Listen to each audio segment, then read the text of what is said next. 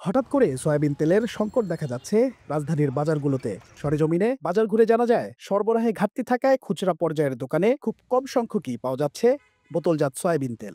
পাওয়া যাচ্ছে এটা কেন? গতকালকে আপনার ডিক্লেয়ার হয়েছে এই মালটা মজুত করা, ক্যাপ লাগানো, রেট লাগানো, এটা হয়তো 1-2 দিন সময় লাগে। মোটামুটি এই সপ্তাহের ভিতরে আপনার নতুন রেটের মালগুলো আসবে। ৮ ডিসেম্বর দৈনিক মানবজমিনে প্রকাশিত রিপোর্ট থেকে জানা যায়, বোতলজাত সয়াবিন তেল হঠাৎই উধাও হয়ে গেছে বাজার থেকে।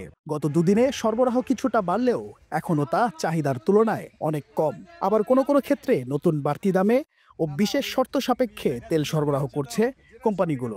Double million offer Walton fridge কিনে পেতে পারেন 20 লক্ষ টাকা, রয়েছে কোটি কোটি টাকার নিশ্চিত উপহার। যেরকম ওরা সত্য দিছে এরকম যে আপনার সোয়াবিন তেল নিলে সরিষার তেল নিতে হবে, কিন্তু সরিষার তেল তো সোয়াবিনের মতো চলে না, এরকম সত্য দিছে।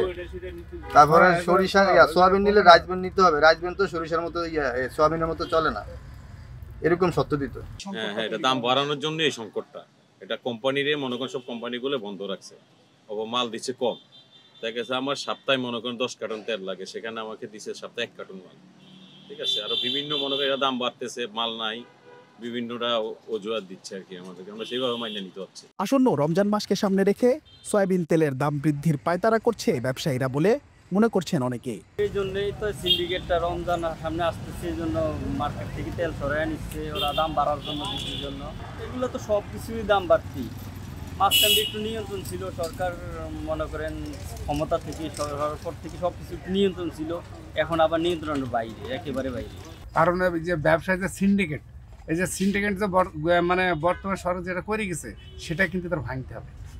হ্যাঁ, পর্যাপ্ত পরিমাণ কিন্তু দেশে বড় বড় আড়তের কাছে প্রচুর পরিমাণ মাল আছে, কিন্তু তারা এখন সিন্ডিকেট ভাঙতেও পারেনি, মার্কেটে দিতেও পারেনি। আপনার ধরেন শতকরার মধ্যে হয়তো 10% ভাঙছে, হ্যাঁ, কিন্তু পুরাটা এখন ভাঙতে পারে নাই। ওদের ভাঙতে হলে কিন্তু আরও প্রচুর করতে হবে, মানে খাটতে হবে, মার্কেটে নামতে হবে। তাহলে কিন্তু যারা সাধারণ জনগণ খুব কষ্ট আছে। চিন্তা করেন যে 1 কেজি আলু যদি 75 টাকা হয়, সোয়াবিন তেল যদি হয়ে যায় যদি 900 টাকা, কীভাবে করবি? সাধারণ মানুষ কীভাবে পাইছে? কয় টাকায় বাড়ছে? জনগণের কিন্তু আয় বাড়ে নাই, কিন্তু পণ্য দাম বেড়ে গেছে।